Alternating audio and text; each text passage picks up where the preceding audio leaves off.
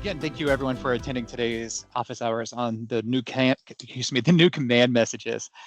So today we've got Parley, myself, and Jake, who's all presenting.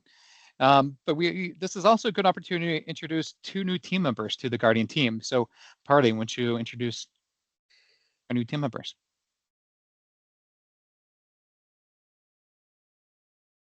For those of you who've been following us on LinkedIn, this has been, you've seen us grow, and this is a fun thing for us to announce. Want to welcome Tanner Phillips and Mitch Foreman to our team.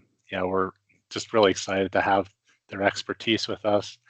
I think I will just turn it over to them to just briefly introduce themselves, but Tanner brings a lot of years of customer success experience to our team, and I'm excited for you all to meet him on calls. I'm certain you will at some point.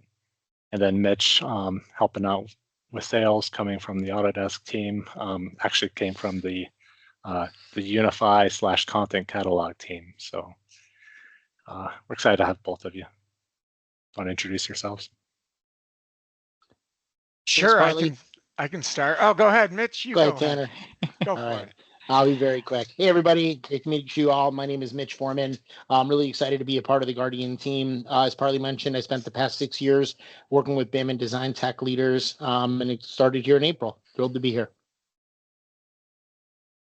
Yeah, hi, everyone. I'm Tanner Phillips. I'm really happy to be here. Super excited. I've been in, like Parley said, I've been in customer success / client success for about the last 2 decades. So really excited to kind of bring in some of that experience into Guardian to, build out some new processes and a lot of exciting new things for our clients.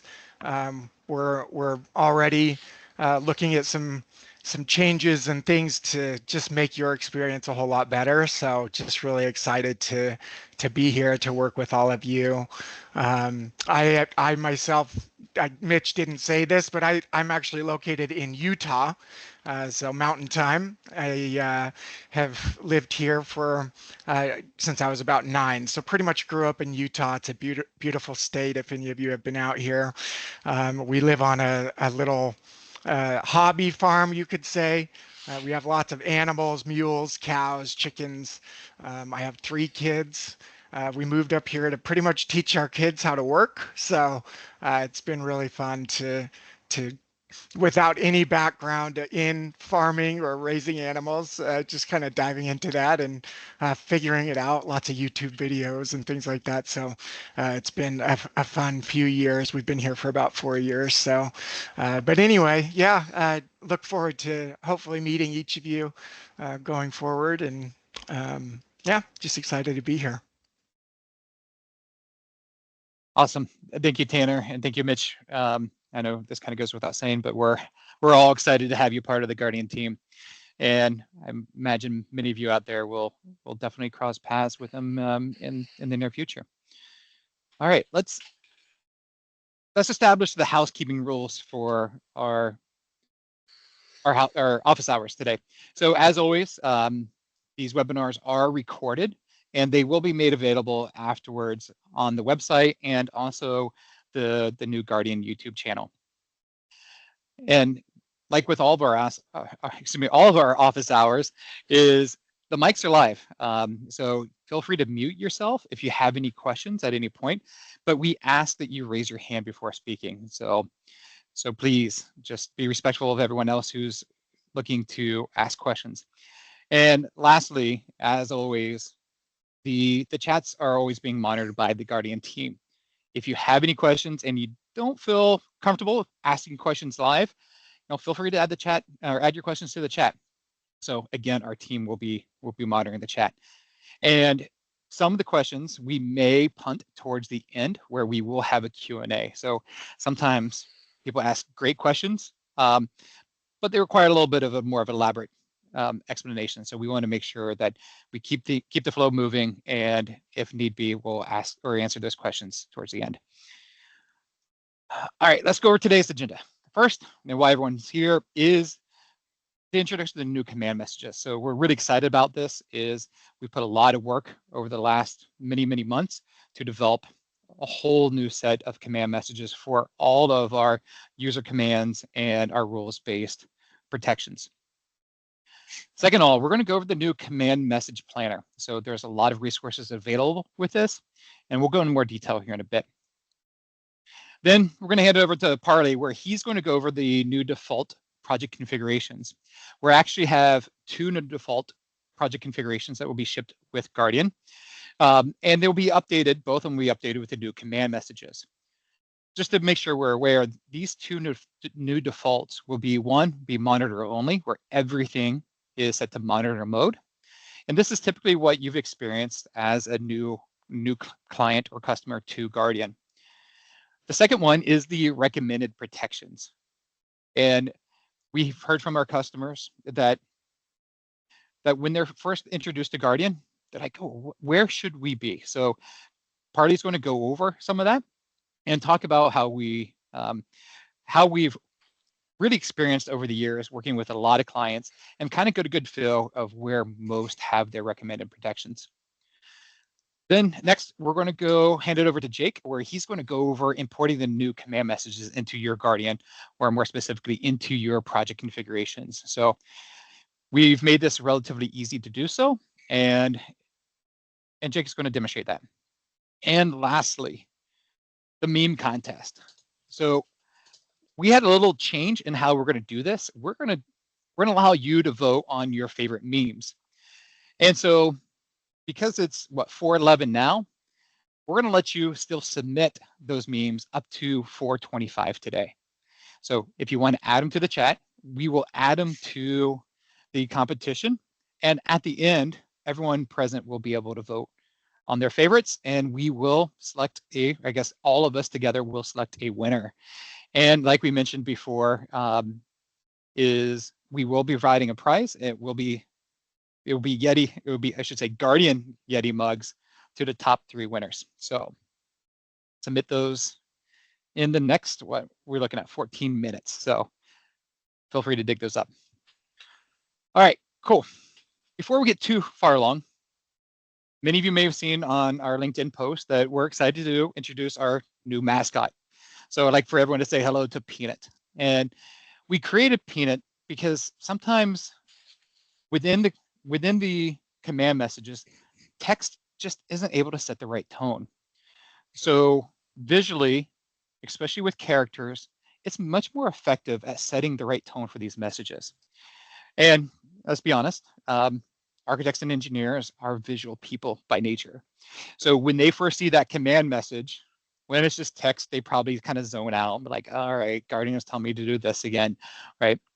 Well, Peanut's here to help kind of just soften that tone, and as you can see, kind of put a little smile on your face when you see Peanut now come on your screen. So while we settled on the name Peanut, we had our own little internal competition. There was a lot of other good names that was offered. So Guardy was one, Ellie, Eddie, Wally, and I would say my favorite, other than Peanut, I'm really happy we landed on Peanut, was Bimothy. So I can't remember who came up with that one, Jake, but that was a good one. One of the things I also want to just say is big thanks to the Grimshaw team, Charlene and Alan. When they demonstrated last year at AU, how effective visuals are at communicating your message. And they gave a great demonstration of their own characters they had developed that really really communicated well the right tone and the messaging required for their team to kind of get the best out of Revit and obviously Guardian itself. So one of the things I want to do is kind of go over some of the different poses that we've developed and that you'll find available within the new command messages. So the first is guide. So this is Peanut in the guide pose. And for most of the commands, you'll see guide. You'll see this pose. And we think this pose kind of sets the right tone. It's someone who is a little empathetic, kind of little smile on their face, and kind of a helpful hand as as people read those messages. And ultimately, that's our goal, is the command messages are helpful communications to people to learn the right way to do things within Revit. The next is the prevent. A little bit more empathetic here, kind of like, oh, I'm sorry, I have to tell you that we're asking you not to use this command in Revit, right? Saying no is hard. And so we hope Peanut here is helpful in conveying saying that no.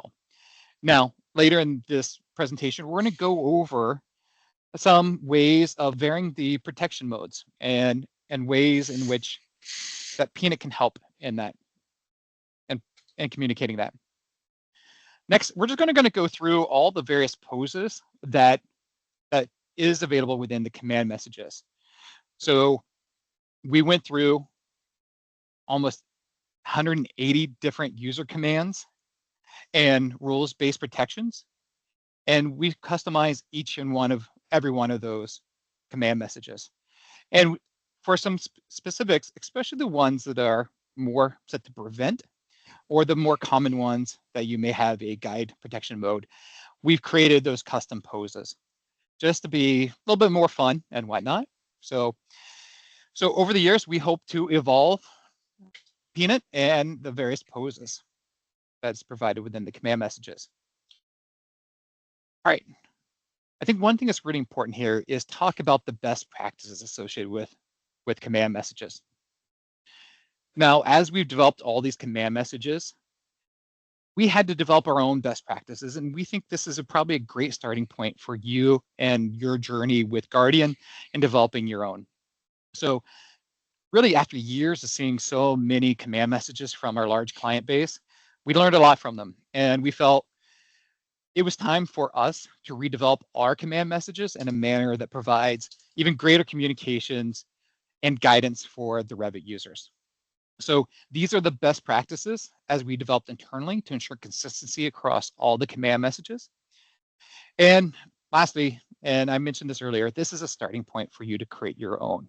So we realize it takes time and thinking to develop all of these command messages, and we hope that we've gotten you even further up in that journey and as you start to adopt Guardian.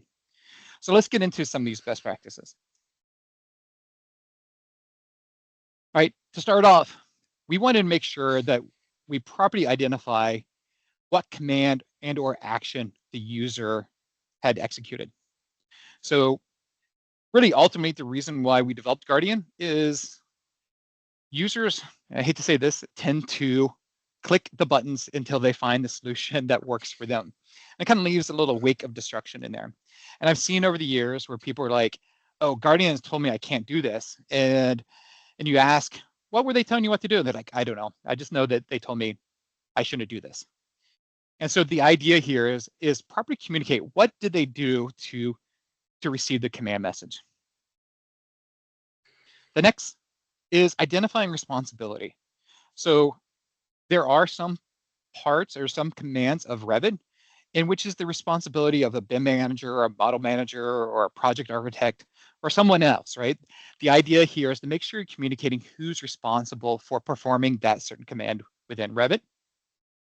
And next is how to proceed. So it's one thing to say, hey, don't do this, but we really want to make sure we're conveying, now that you've read this, what are your next steps? How do you proceed executing the command or the function that you're looking to execute within Revit, right? So here you can see we just wrote, please consult the BIM manager or model manager for more information, or enter a comment below to proceed, right? So let's make sure we let them know exactly what they did, identify who's responsible for maintaining that within the model, and next, how do they move forward? And obviously, as we talked before, is providing that image to set that right tone. And one of the things you'll notice is we put this more in the middle of the command message rather than at the top. The idea here is that when that command message pops up on the screen, the user see Peanut right there in the middle.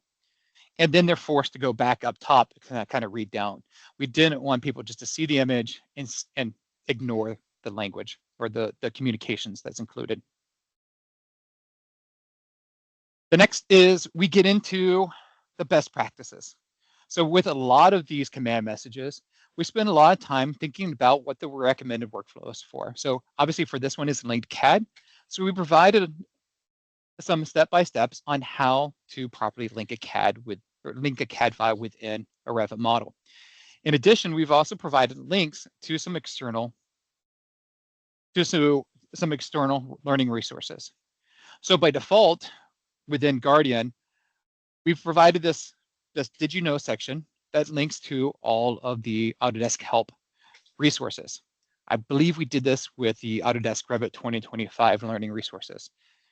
But this is also a great opportunity for your own learning management system. So if you use Pinnacle or you have your own knowledge resources internally, you can provide a link to this. The idea here is with these command messages, you're communicating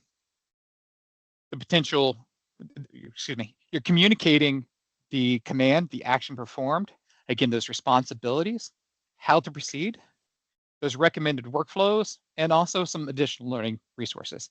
The idea here is people are really aware and learn how to properly use those given Revit commands. All right, let's move on to the style guide. So I mentioned earlier, we developed a communications planner guide.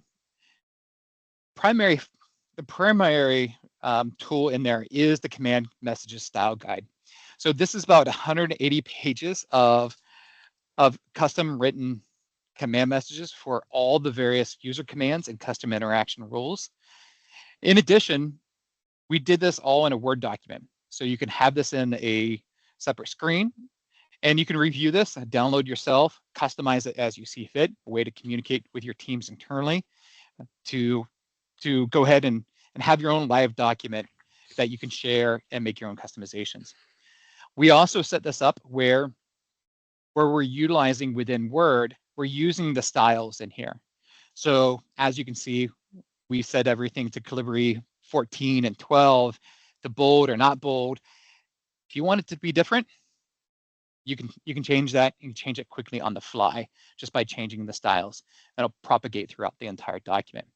So this provides a great way of, one, organizing all of your command messages before bringing them back into Guardian. And as we mentioned earlier, Jake is going to give a demonstration how to get these command messages into Guardian.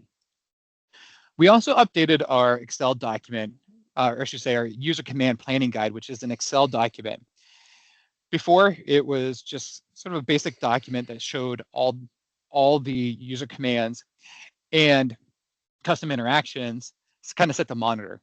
We've done this with two separate tabs within Guardian, one set to monitor only to associate with the new defaults, and also the recommended. So not only do you have all the commands listed, you also have the protection modes, the command frequencies that is established for each. Again, this is meant to be a document for you to use internally to manage all of the Guardian settings.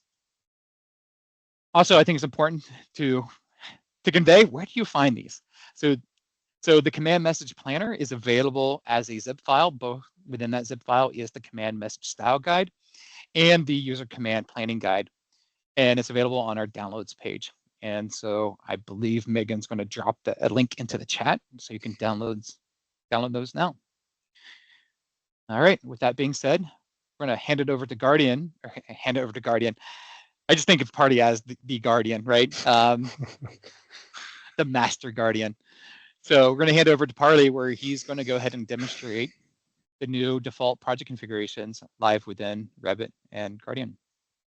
Take it away, Parley. Thanks, Chris. And I'll just remind everyone, you have 2 minutes to submit your memes. All right. Yeah, this has been fun to see. I hope you guys can all see that we have fun here. We've had fun working on these new default messages, and we kind of have to find that balance of we work with a lot of different firms, so we're trying to find that balance in the middle somewhere where the information provided in these defaults is helpful, but really I think one of the goals here with this group especially is to just kind of inspire kind of the modification on layer on top of this, right? You don't have to run with Peanut. You know, you might go with the fire breathing elephant if you want, right? We'd love to see that. But we're just trying to, I guess, inspire some of you based on what we've seen other firms do, especially how the features are being used. So that's kind of what I'm going to show here quickly. I am running, by the way, an early release version of 3.2.8, and I want to just give a quick plug to that. Be looking for an announcement early next week for that release. There are some new minor things in this release, along with Revit 26 support. And if you're looking at that ribbon, you probably are noticing a few changes in the organization of that ribbon, being kind of a principal, more obvious one. So we've done some kind of reorganizing of the ribbon and renaming of things. So, all right, we're going to go into the project configurations. And one of our business goals with this also was to provide new accounts a better default out of the box experience with Guardian. I think, you know, I think early on we kind of, I at least made an assumption that a lot of this would come very quickly and easily for people, and it might, but we're all busy, right? And so looking at a long list of commands and settings can be kind of daunting, frankly, to set up out of the box. And as we've worked with so many teams over the years, we've really learned kind of a good way about these and what a good starting point is and things like that. So we just wanted to provide that extra value. I think that's actually very important here. It's not just about the features, but what kind of information can those features convey for you to your users. So that out of the box experience, and Jake will talk about how you can get access to this, is going to be primarily two starting project configurations. One being monitor, where everything is mostly just being monitored, right? Similar to what we have today. But then having an inactive one where it's basically the same configuration, but a lot of those settings are actually configured in a much more active manner.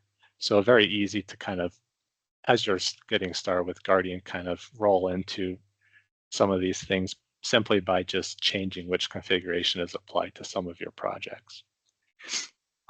So Chris was talking a lot about Peanut and those new messages. You know, if we take just a quick look here, we'll see how that looks with a quick preview.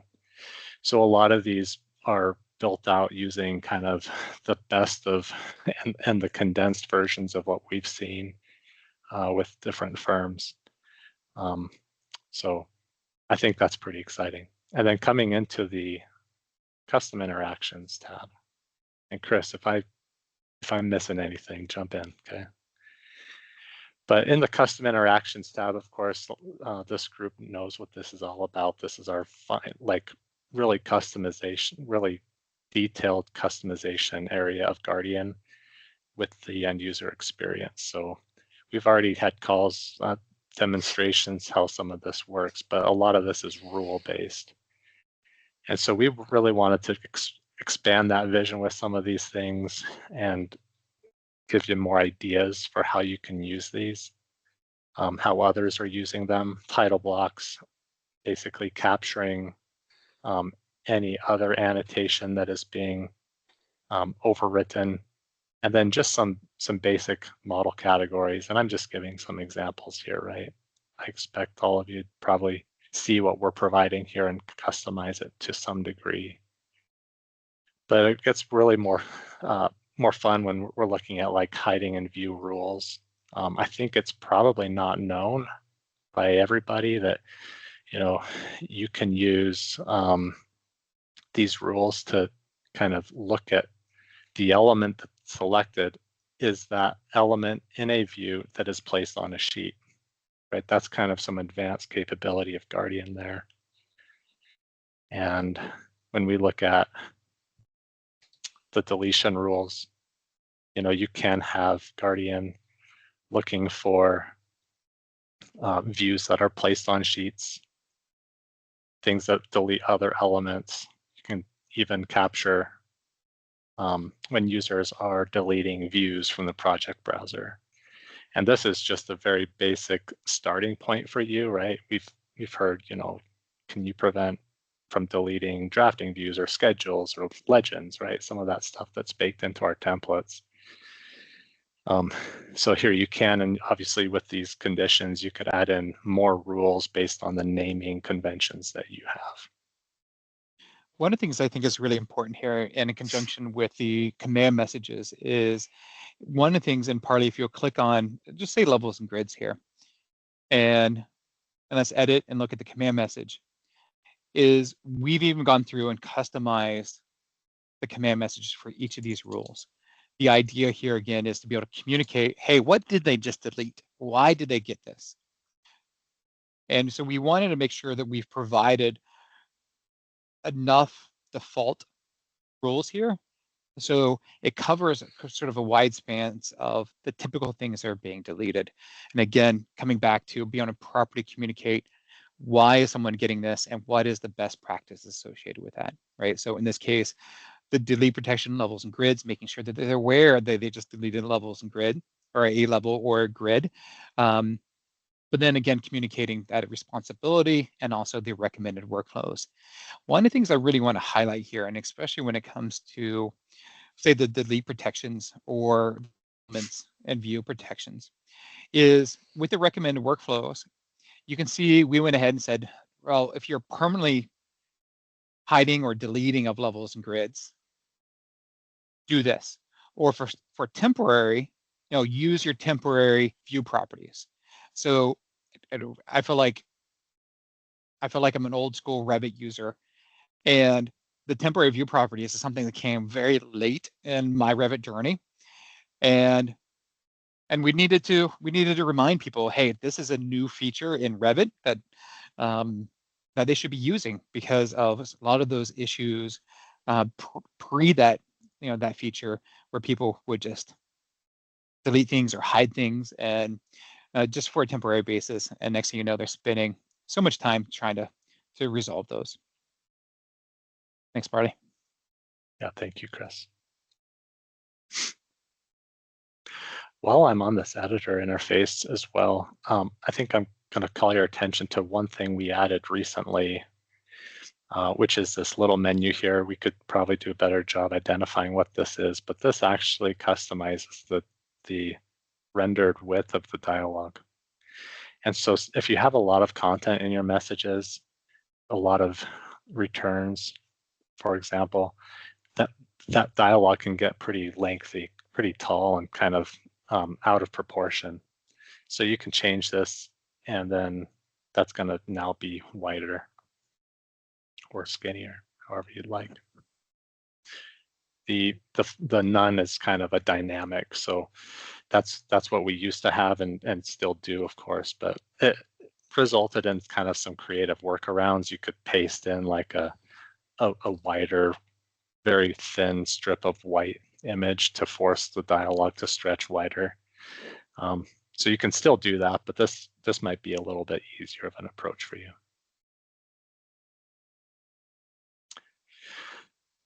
Okay, I do want to just show one more thing on the loading family rules. This was, this is a common thing. I'll just take the opportunity to remind everybody kind of our suggested approach here.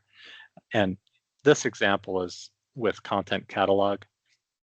Of course, there's other solutions out there for managing your content, but you really want to have a rule that's looking for content not being loaded from that solution, right? And so we give you kind of a good example for Content Catalog, and we're just using the location paths to determine there's a high likelihood that it is from or is not from Content Catalog.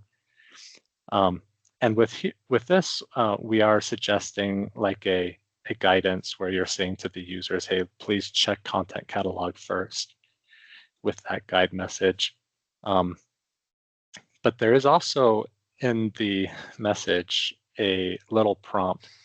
And this is maybe that next level of Guardian some of you might benefit from. You can change this from silent mode to a show dialog mode. So now they're able to actually use Guardian's cleanup on demand tool when they're loading content, not from content catalog. So they can actually kind of curate through everything that's being added by that Revit City family and whatnot, and not needing you to do that. Okay, so that would be kind of a suggested approach. And then in kind of the flip side of that is we want a rule that looks at content coming from content catalog. And here we're going to tell Guardian to not do anything, right? Hopefully you've had a chance already to clean your files up with Guardian. We just had a great webinar about the car wash concept. So refer to that if you need, but assuming your content from your library is now cleaned, there's no need for Guardian to do anything extra on that. So this also provides a great way of understanding how frequent certain families are being used from your content management solution as well, right? So within Guardian Backstage, that data is provided. So you know how many times a particular door or how many times a title block is actually being inserted into these projects, into what projects as well. Good point. Okay, I will turn it over to Jake for the next little part here. Well, thanks, Parley.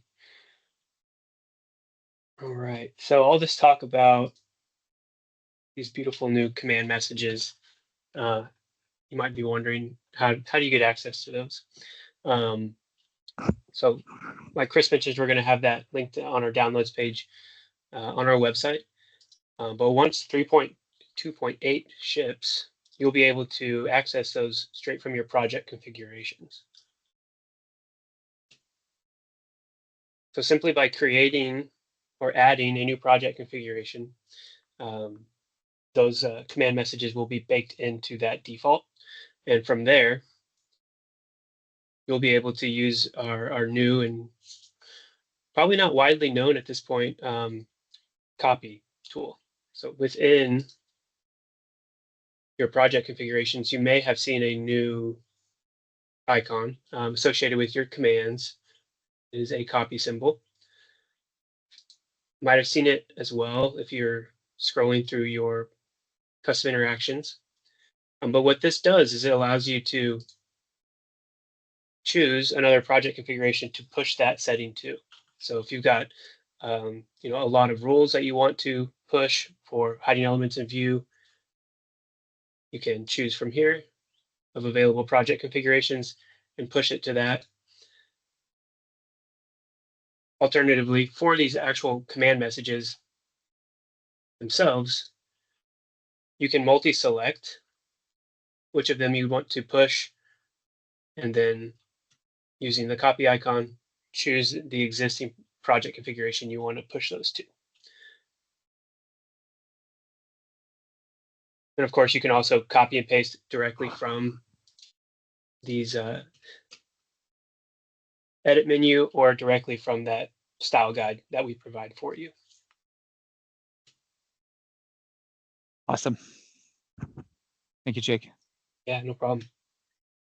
So just to quickly summarize is when 3.2.8 comes out, when you hit that new button on a project configuration, all those new defaults that we've talked about will be available there. And from there is where you can propagate from those new defaults into your existing command messages or into your project configurations. All right, cool. Only all users don't have to have 3.2.8 for that to happen, right? Just one install essentially in order to pull those in. Nice. Thanks for clarifying. Partly, Yeah, yeah. So, yep. So the administrators who are typically the first to download the new versions that kind of kick the tires. So you can be updating those ahead of maybe an update to your firm. Thanks, Parley. All right. So let's go get back into presentation here. I know everyone loves PowerPoint here. So as I mentioned earlier, we're going to talk about the varying levels of protection. So everyone looks at the protection modes, monitor, guide, and prevent. Obviously with monitor, no one's getting the command messages. But a lot of times we see clients who kind of interpret it as a sort of a binary choice here, guide or prevent. With command frequency, we think that there's some shades of gray in between these two. So by using your command frequency, you can sort of customize Guardian to be that perfect level of communications, right? So with a lot of the commands, you can set them to never. So that means the user can self-select to never get this after they got it the first time. They're told once, and obviously they hopefully remember that command message for eternity and the lessons learned that's associated with it. Oh, sorry, let me switch screens here. There you go. And then obviously we get into every 7 days, every 3 days, once per session, then obviously every time. So every time someone goes to execute that command, they will get that command message. We really see these command frequencies kind of help strike the right tone. If someone for something simple and they're getting those command messages every time, they could be a little annoyed by these messages. So we just ask everyone here to think about what is the appropriate command frequency for each of the user commands. So within the new defaults and within the new command message planner materials, we've also identified what we believe might be the best command frequency for each of these. And you can even take it one step further when it comes to your password strategy. So with my previous firm, the way that I would communicate Guardian is I would say the password was the worst kept secret. Because the idea here wasn't to say no on a lot of these. There are times where people needed to execute certain commands within Revit that might be set to prevent, but we wanted them to really kind of slow down, read the message, and then like, oh, Chris told me the password. Let me remember what that password was. Now, even had a BIM manager who would actually put the password right within the command message itself. At the very top, he would write, please read through the message to find the password at the bottom.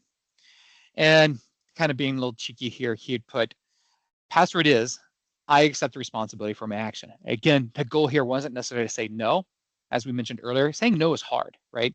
But the goal was ultimately to really slow people down, to make sure that they really need to execute that command, and to make sure that they're not doing something that may be detrimental to the model itself.